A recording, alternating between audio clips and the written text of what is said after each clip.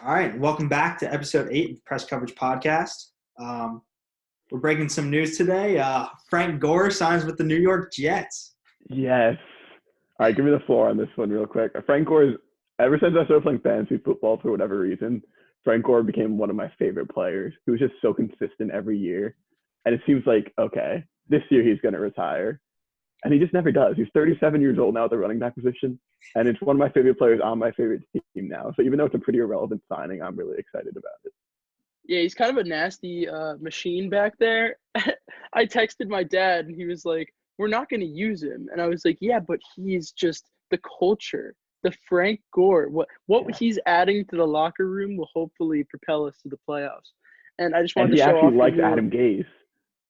The new Darnold jersey came in today. Nice. So maybe I'll start hanging them up on the wall. We'll see how it goes.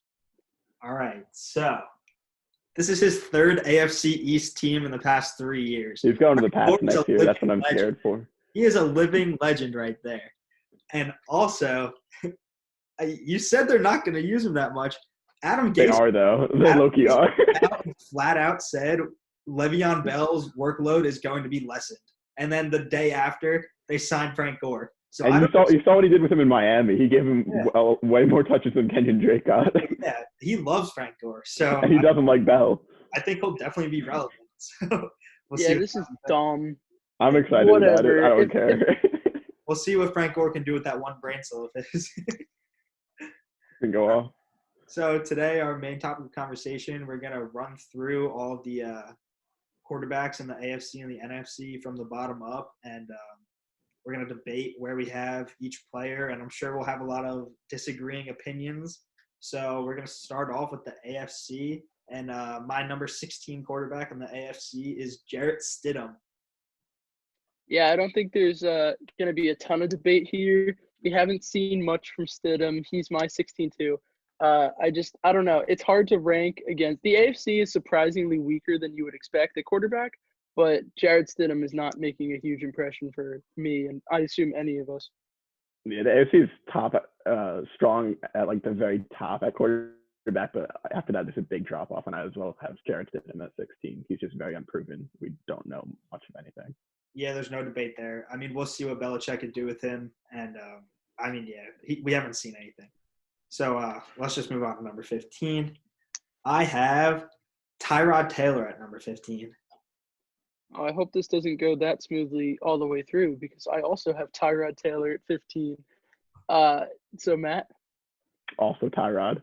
I think there'll be a lot more debate coming up. The bottom one is just kind of obvious. Like, Tyrod is capable of being a bridge quarterback and being a great backup, but having him as a starter, he's going to be ranked pretty low compared to other guys. Mm-hmm. Well, let's not mix his name up. We're actually been pronouncing it wrong. If you remember Tyrod. his Hard Knocks episode, it's Tyrod Taylor.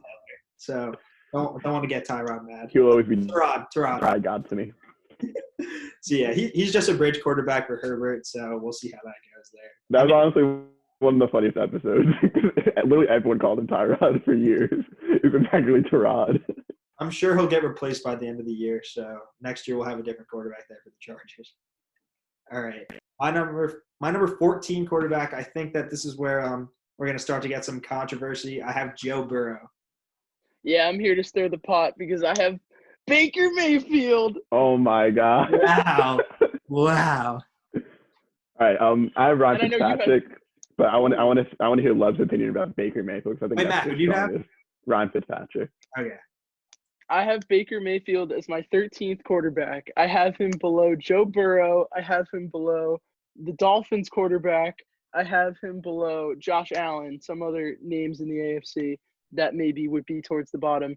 And Baker Mayfield has shown nothing of promise, really. He's got the accuracy, but his size is too small. He's not going to be the starter for the Browns going forward. I think he's going to lose his job if he can't pull this year out. He has an amazing supporting cast. He finally has the offensive line. So this is the year to prove me wrong.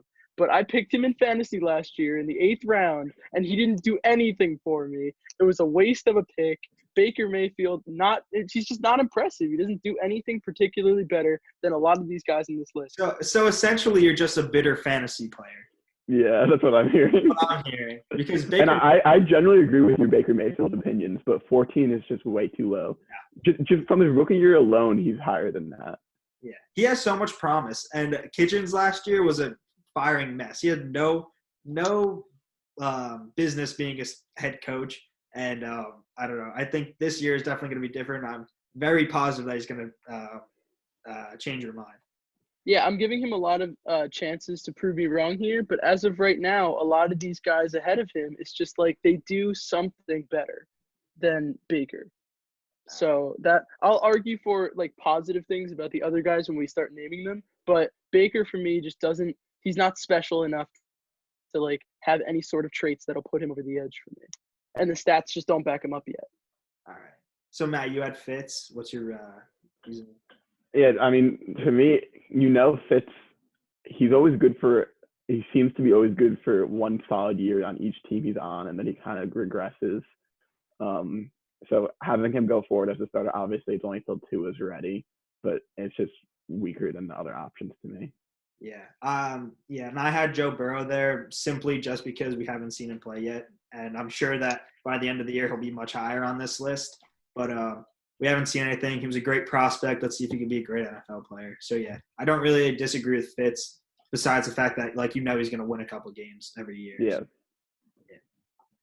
All right. Moving on to number 13, I have Drew Lock. I have Fitz tragedy. I've got Gardner Minshew in here at 13. All right, so I have Drew Lock simply just because he only played 6 games last year, but I think that he has a lot of promise, and I think that with that whole revamped offense, that I think that he'll be much better this year with a full season under his belt. It's just when he played, he was so good. Yeah. And he's got even better weapons. I know it's not about weapons, it's about him, but I feel like he's only going to take a step forward from that with his situation. Yeah, he definitely surprised me a lot more than I would have expected, and even in making this list, I have him a lot higher than I would have expected to before maybe thinking it out. And Drew Lock he's good. But for me, I have Fitzpatrick at 13, and you already said you guys both have him lower than me.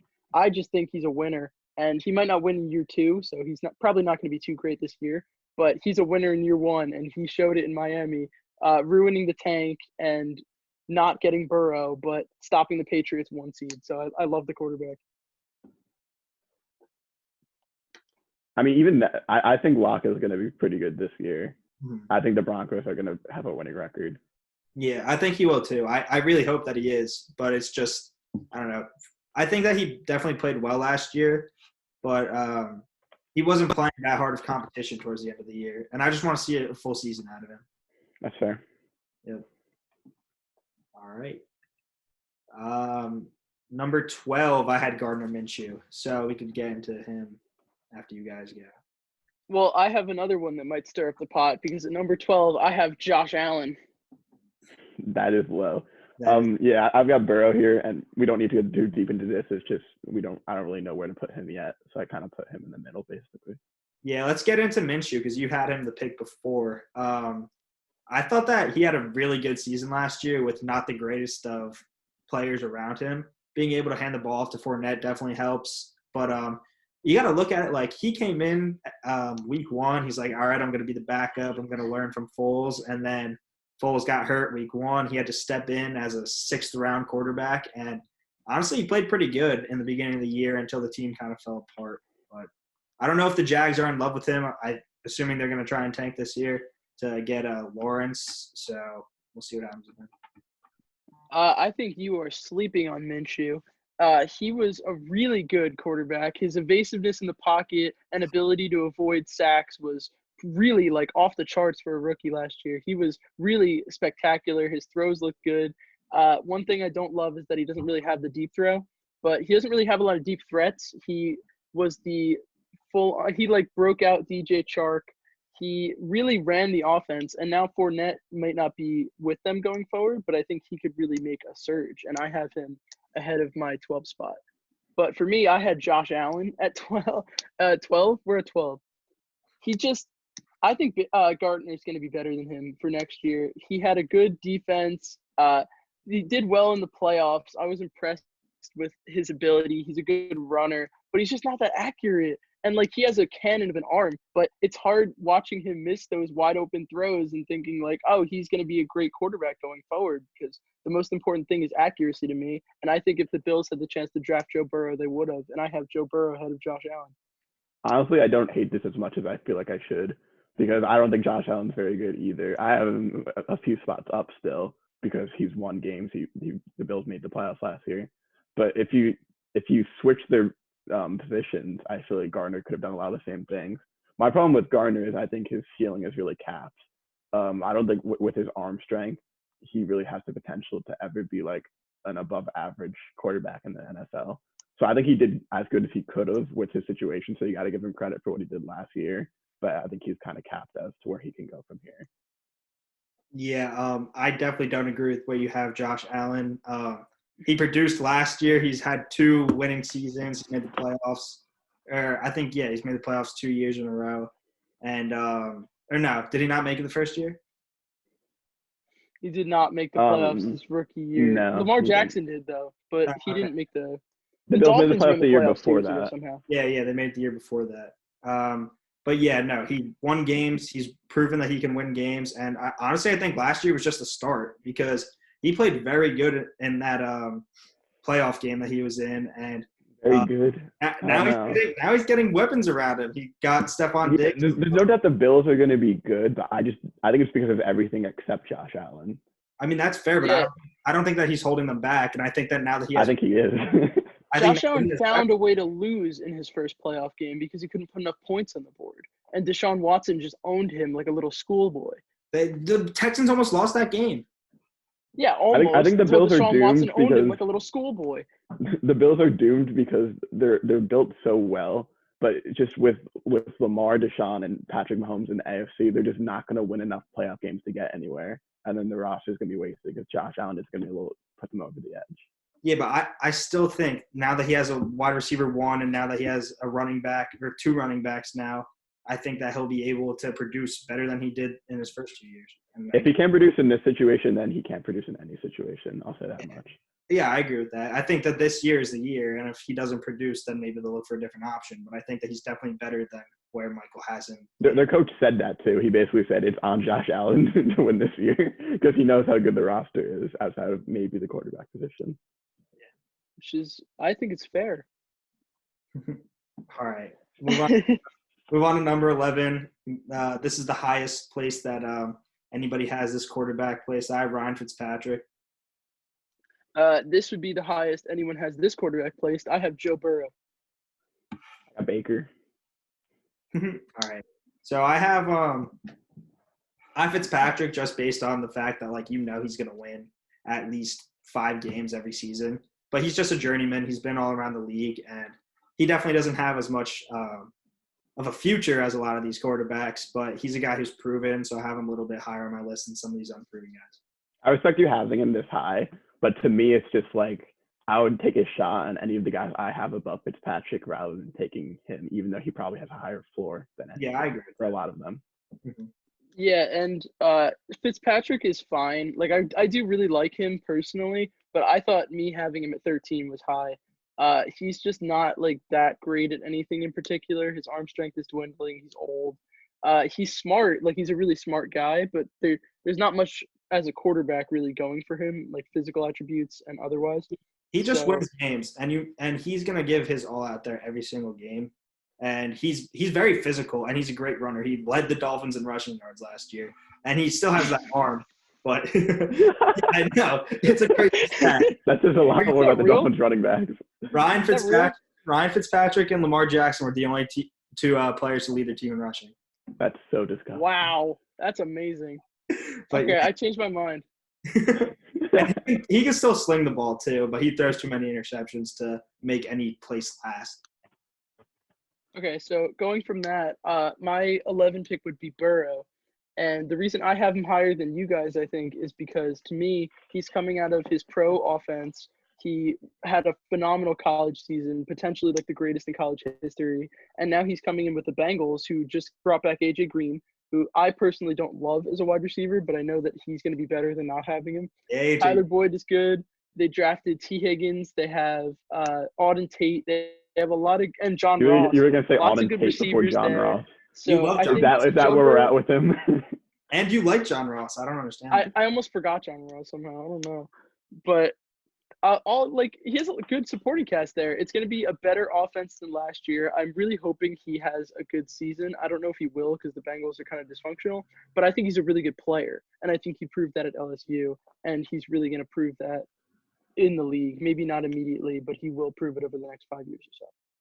Yeah, I'm not going to argue with it. I think Burrow is going to be good in the league. It's just I have him low because I haven't seen it. That's the only reason. Yeah, me too, for the same exact reason. It's just he was a very good prospect. You don't know if he's going to be a very good NFL player. But I really don't see him not being good. So, yeah. And I had Baker at 11. I feel like it is a little low based off of I think the reason he was so bad last year was because of the coaching staff. But at the same time, in year 2, when you have those types of receiving weapons, I would have expected to see him do a lot better than he did. Now he's going to have a much improved offensive line and hopefully a better coach. So he should be a lot better this year. And if he's not, then I put him even lower next time. Yeah, I think that we were all very just disappointed with last season because of what he did his rookie year and because of what he was in college. But I think his rookie year, we all kind of like didn't expect him to do that well. So we were like all hyped for this season. And then this season, he just kind of like let the hype get to him, I feel like, and threw all those interceptions. And yeah, if he doesn't produce this season, it's the same thing with Josh Allen. It's the same thing with a lot of these guys. Like, if you don't produce in your 3rd year, then that's when it's time to start looking for somebody new. But I have him higher just based off of what I think his ceiling can be with these receivers and these running backs. So I definitely have him a little bit higher than you guys. I think that covers 11. We can move on to number 10. Yeah. Number 10, I have Derek Carr. And number 10, I have Gardner Minshew. This is where I got Drew Lock. So for me, with Minshew, I want to compare Minshew to Baker Mayfield. And it's maybe stupid because Gardner Minshew didn't win a lot, but Gardner Minshew had a way better year than Baker Mayfield with similar type of coaching that's not helpful, a worse running back from Fournette to Nick Chubb, and a way worse receiving core. There's no tight end in Jacksonville. The offensive lines are comparably bad. So Gardner Minshew went on the field completely out of nowhere, unexpected, and ran it up and did a really good job compared to Baker, where Baker just flopped and was terrible. And if Gardner was in Cleveland, I think he would have done better than Baker did. I really liked Gardner coming out. I really like him going forward. I really hope they continue to let him have the starting job and prove himself even more, because he was a really cool thing to see last year, coming out of nowhere, no expectations, and then became a fluent starter in the AFC. I really liked Minshew. I really want to see what he can put together for next year. It's hard to argue with it because he was a lot better than anyone expected. To me, it comes down to, do you think it's a fluke, or do you think he's going to be able to not only match that, but be able to improve? And to me, I think what the most likely situation is, he's going to have a worse year this year, and then Jags are going to draft a quarterback, and that'll be it. But there is a chance he can prove everyone wrong. He's going to have, even in a bad situation, he's going to have the chance to prove people wrong. Yeah, I don't think it's fair to compare the seasons of Mayfield and Minshew by saying that Minshew had a way better season. Mayfield threw for more yards, more touchdowns, and a lot more interceptions, but he played 3 more games, and he throws the ball a hell of a lot more than Gardner Minshew does. Minshew hands the ball off just about – I think he only throws the ball about 20 times a game when Mayfield's throwing it like 35 times a game. So I don't think it's really fair to compare their seasons. But also Mayfield, I think, has a bit more of a future in this league. He has a much higher ceiling. I think last year Minshew probably hit his ceiling. So I think Minshew's going to be back up in this league pretty much for the rest of his career. I disagree with that. I think you are sleeping on my Minshew mania, but I understand that you guys are just not believers. Why though? Why are we 6th round pick? Because you don't think he's going to be able to be a starter, and you think he hit a ceiling already. I think every quarterback who starts their first year will find ways to improve in their next year, and I know Gardner Minshew will. He wasn't supposed to start this year. He's supposed to be the backup. Yeah, but now that whether he's actually good or not, he's not going to be able to show it in his situation. Yeah. like their situation's only gotten worse. And if it ends up being bad this year, no one else is going to give him a starting job. Well, he could luck his way into it. We'll see. Sure. We'll just have to see. I'm just saying most likely, unfolds. I think he's a career backup. That's the most likely path I see. All right. I have Derek Carr here at number 11. He had a pretty good season. It's just I want to see him get back to his 2016 form when he was a MVP candidate before he broke his leg. And I don't know. His season kind of got all derailed with all the Antonio Brown drama, and he thought he was going to have this stud wide receiver and got stuck with Tyrell Williams as his number one wide receiver, who's, I mean, not a bad receiver, but he's just not a number one. But I don't know. I just want to see more out of Carr, and his job's definitely up for grabs too with Mariota sitting behind him now. Yeah, I agree. Carr, off that one season where the Raiders were 12-4, he's only gotten worse since then. He's had a few injuries that could be a part of it. So the last year is definitely a little disappointing. I have him a little bit higher in mind just because he's a lot more proven than some of these guys. He's proven that he can win. He brought them to the playoffs that year. They were in the hunt for a wild card for most of the season until they kind of fell off at the end. But I've got Drew Lock here instead, just because I think I'd probably rather have Drew Lock in the long run, but there just hasn't been enough tape on him yet. He only played 6 games or whatever it was. Even if he was really good in all those games, it was not the best competition. So we kind of have to wait and see on that. Yeah, in a shocking turn of events, I also have Drew Lock as my number 9, which I was not expecting to have tied with anybody. I thought I would be the highest on Lock. We're not. We're still at 10 here. We're not on 9? We're on 10. We just Dude, never I moved just on from talked 10 about yet. number 10, Gardner Minshew. Yeah, and we've been talking about our 10s. You're not the only list here. Yeah. Oh my God. So I am higher on Drew Lock than everyone. Okay. By 1, yeah. Who'd you have at 10, Lib? I had Gardner. Oh, okay. All right. So forgot how long we were talking about we can move on to 9 now. Yeah, after this Okay, good. confusion, who'd you have at 9, Lib? Well, then I have Drew Lock at 9. So I do have Drew Lock higher than you guys did. I thought we were ahead. I'm sorry. All right. But Drew Lock, for the same reasons we just talked about, he's going to go forward with this year. It is amazing supporting cast now through the draft. He was really good last year in the 6 games he played. He's only going to get better. He's in a great position. So I really was a fan of Drew Lock going in from last year. Yeah, I agree. After going through this list, I honestly think that I would have had Drew Lock higher than I had him, just because I like his potential. I like his future. But here at number 9, I have Josh Allen. I also have Josh Allen here at 9. I think it's a more respectable placement than where Lev had him. Yeah. Just because he's proven he brought the Bills to the playoffs last year. That's more than a lot of the other guys below him on my list have done. That alone, and he's only in year 2. He has room to grow. He makes a lot of mistakes, though, and he's not very accurate, but his athleticism kind of makes up for it. All right, well, I'm going to vow right here now, if Josh Allen is worse than Drew Lock coming into this next year, which he will be, I will cite this video and say I'm not making that bet, but higher.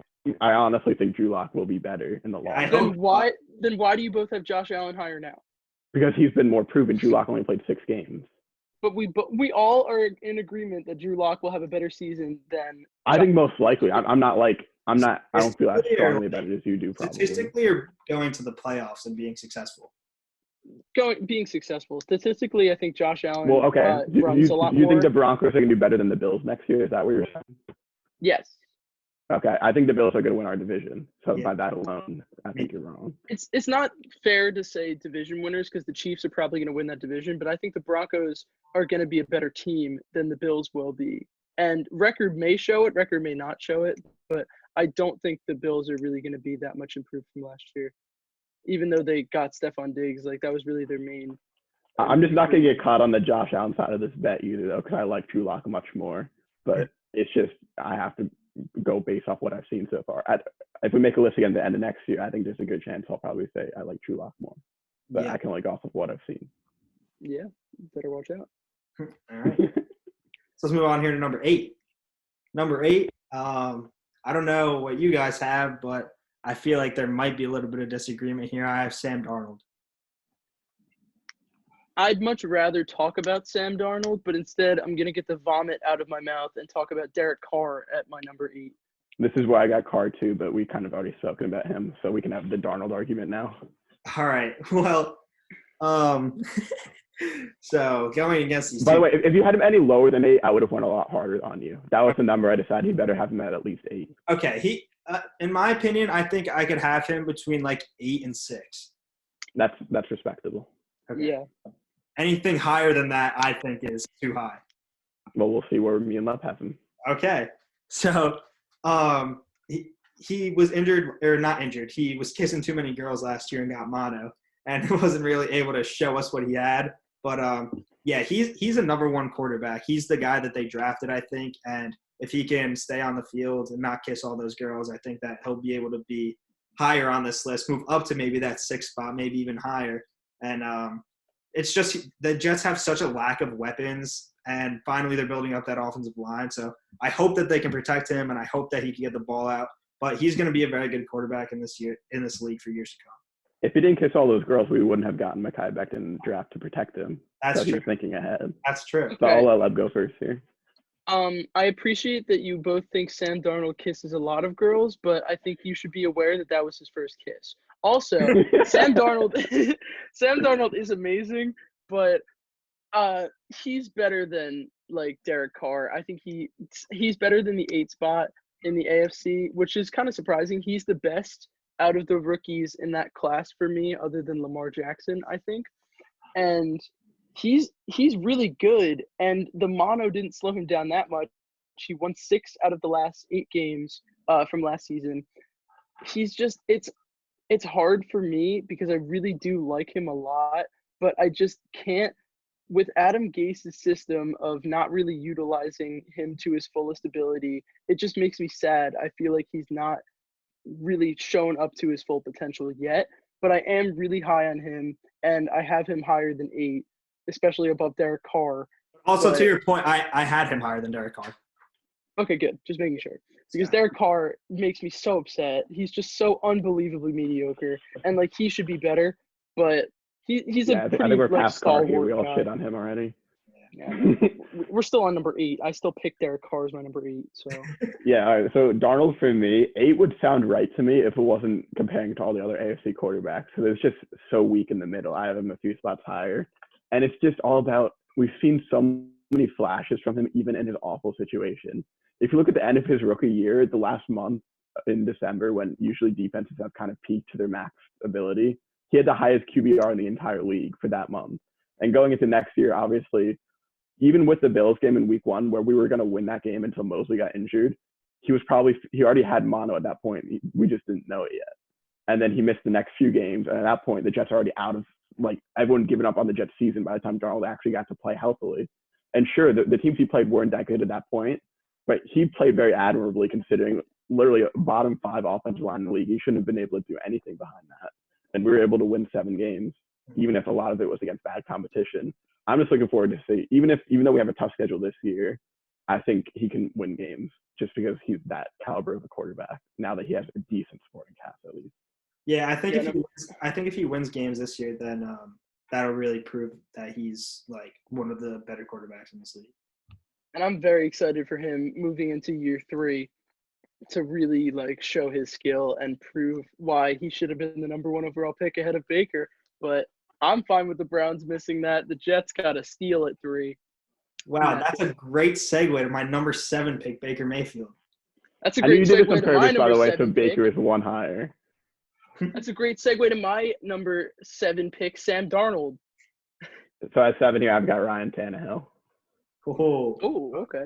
Okay, so I have Baker, and honestly, it's for a lot of the same reasons that that Michael said he has Darnold so high, because he's so high on him. Like, I had Baker as my number 1 quarterback coming out of college. It was kind of a surprise when the Browns took him number 1, but I was like, nah, this guy's legit, and he proved it his rookie year. But second year kind of fell back a little, but I'm expecting big things for him to come again this year. Honestly, also, after hearing Matt's speech about Sam Darnold, I kind of want to move him up, but it's too late now. I already put it in stone. Sam Darnold's really good, definitely better than Baker, so I clearly have the edge up on you with my list here, Pete. But other than that, I mean, I don't have to say anymore. You already laid it out, Sam Darnold. Yeah, so this is the lowest Ryan Tannehill's been placed. And I'm not surprised just because I know how high you guys are on him, but I think this is a pretty good spot. I feel like this is where he belongs. With Miami, he was always pretty good. He was never he never showed enough to even stay in Miami and be their quarterback of the future. He gets a second chance with Tennessee and finds himself in a great situation where he has a really good offensive line, great running back, and he did great last season carrying them into the playoffs. Not necessarily carrying them, but doing enough. Not he would throw only. Yeah, I thought he was good. Really.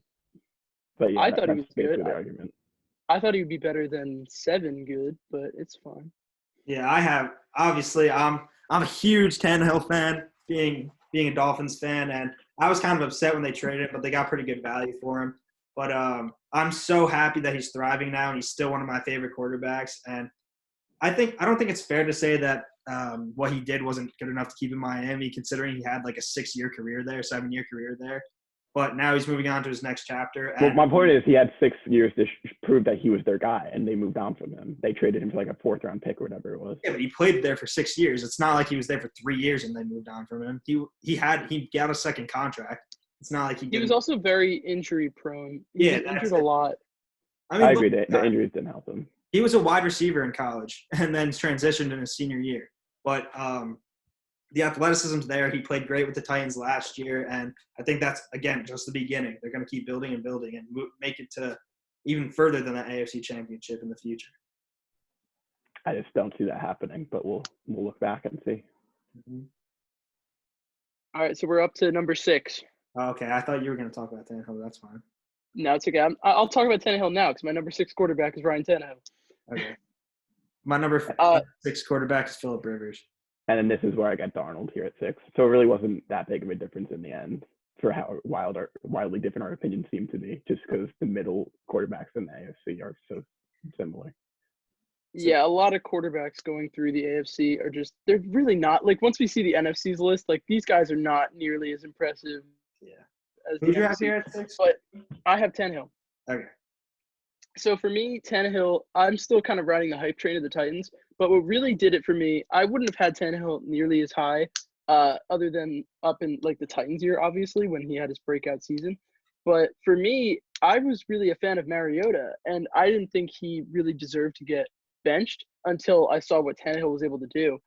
And seeing Tannehill take that same offense that Mariota had and just like doubling it in every stat and every category, it's something that I would never thought to have seen from a guy that was in his 30s that was traded for a 4th-round pick. It was mind-blowing, and like that's really hard to ignore. And for as much as I love a lot of these quarterbacks, like Tannehill, he could be a top 5 guy in the AFC right now because it's kind of weak, but like that was a really cool thing to watch. I don't know if he's going to repeat it. That's why he's not in my top 5, but he was really good last year. It's hard to deny. Yeah, I mean, I already talked about him, but yeah, I think that he's going to have a great season. But my number 6 was Phillip Rivers, which is the lowest that anybody's had him so far.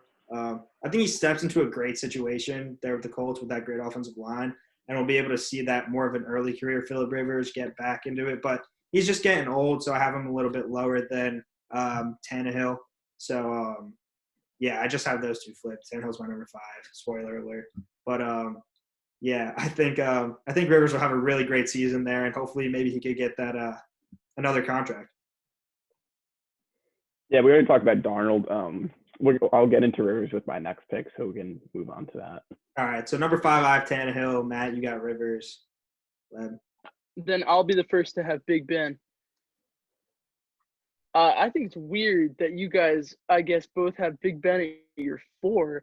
I like Big Ben, but he's 38. He's coming off his shoulder surgery. He's a huge question mark for me. But he's obviously too talented to leave out of the top 5, especially with the weakness here. I could have had Tannehill at 5, I think. I could have maybe had Darnold at 5. But Big Ben is the guy. He's like going to stand in the pocket. He always makes his throws. He elevates the people around him. He's been a stalwart in this league for who knows how many years, like 15 maybe. Like he's not going to go away for another couple as long as his health stays okay. So Big Ben, like number 5, I think that's the place he's been his whole career. Yeah, so I guess as far as Phil Rivers goes, it comes down to whether he's done yet or not. And I think he's got another year or two left in him. People say he's done after last year, but the offensive line beat him up. He's not mobile enough to overcome that at this stage in his career, but he's not going to have to in his new situation. I think he's going to show that he's still got it. Then as far as Big Ben, who it's pretty clear that I have him up at 4 now. Mm-hmm. The injuries might slow him down. Sure, we can't say which way that's going to put it. But if you look at the last year he played, it was arguably his best season of his whole career. He had 5,100 passing yards and 34 touchdowns that season. So that alone shows that if the injury hasn't fully hampered him, he's not done yet, and he's better than these other mediocre AFC quarterbacks to me. Yeah, I 100% agree. I have my Ben Roethlisberger at 4 too. Ben Roethlisberger has never been worse than Phillip Rivers in his career, and I'm not going to say that he's worse than him right now. So Roethlisberger has all the accolades, all the statistics, and I just think he's a better quarterback than Rivers, which is why I have him higher. All right, well, since we're pretty much already on 4 now, my 4 is Phillip Rivers, and I want to just lay out my case for why I think he's better than Big Ben, especially for this year. If he was still a Charger, I would absolutely agree. I'd probably have him like close to maybe not even like maybe 6 or 7, somewhere around there. But because he got shipped to the Colts, he's going to have another renaissance to me. It's just like 2 years ago, he was elite form, Phillip Rivers, something we hadn't seen in like a while. And he's always been like that fringe type, really good guy. And now he's going to be in one of the best situations he's been in his entire career. He's had really good Chargers teams. They never won anything. But this Colts team, he's going to have one of the best, if not the best offensive lines he's ever had in his entire career. His receiving core is probably worse, but he still has T.Y. Hilton. He's going to have a decent-ish tight end to throw to. There's not a lot of, like, standouts, but he never really needed those kind of guys. He has Jonathan Taylor that's going to take a lot off of him as a quarterback. And in the weak AFC, he's going to look really good, and I think the Colts are going to take that division in a big sweep. So Phillip Rivers is my 4. Yeah, so my 2 points against that, number one is your whole argument seems to be about his weapons. And the whole point is who's the better quarterback. So if you put Big Ben on the Colts, I would say Big Ben's the better player. And second argument, you said he hasn't really needed weapons throughout his career, and I also think that's false. I know you don't like Keenan Allen very much, but he's at least been a top 10 type of receiver there. He's had Antonio Gates, who's one of the best tight ends ever. He's always had good running back play, and he's always had enough receiving options. So to me, he has had good weapons as well. Yeah, and you talk about that great offensive line in Indianapolis. You can't forget about that great offensive line in Pittsburgh. Ben Roethlisberger has always been protected, and he will be again this year. And I really just don't picture Rivers having a better season than Roethlisberger. I see the Colts and Steelers as both being really good teams, but that's just not even what this argument's really supposed to be about. Yeah, it's more about Michael's boner for the Colts. Well, when I see Phillip Rivers lighting it up, we'll have this debate again. To me, I agree. I think the Colts are going to win that division. So, I agree with you there. I think Keenan Allen is pretty comparable to T.Y. Hilton. So maybe that's where we're missing this point. I don't love Keenan Allen, obviously, but we'll have to see going into next year, I guess. So the top 3 are pretty clear. The last 3 quarterbacks here, I'll name in a random order, are Lamar Jackson, Patrick Mahomes, and Deshaun Watson. They're all lights out, really great players that take over the game when the time is needed, and they can all easily be number 1, except they can't. And they could all easily be anywhere in this top 3, except Mahomes is number 1. And for my number 3, I have Lamar Jackson. Yeah, okay. So let's just run through it because I think we all have the same here. Yeah, it's Mahomes, Watson, then Lamar. I think same order. So yeah, I think a lot of people maybe that aren't as like close with football as us, like all the research that we do, would think that Lamar Jackson should be 1 or 2 and not 3. But I think it's clear that he's just not the passer that Deshaun and Pat Mahomes are. And he's a much better runner, but Deshaun and Mahomes both have that running ability, and passing is just more important in this league. And Mahomes does that better than anybody in the league, and Watson does that better than a lot of people in this league. And they all have a clutch gene for me, I would say. But Lamar just isn't as consistent in the passing game yet. He's still the youngest of the 3. He could improve significantly with years coming forward. But for now, he's really good, and he's an MVP, and he's unbelievable, but he's just not that Deshaun Watson or Pat Mahomes. I would say the the reason people would put Lamar over Deshaun, the main reason is more that they're sleeping on Deshaun Watson and who he really is. Like, the only reason he's not the clear number one in the conference is because Pat Mahomes is just absolutely insane. If Watson was in a better situation, he would be putting up the same historic numbers as Mahomes would to me. He just hasn't had a very good offensive line. Obviously, his coach is not Andy Reid, so that's not helping him very much. But he has the same talent, really, to me, as Mahomes. Yeah, you guys pretty much covered Lamar. All I'm going to say is Madden curse.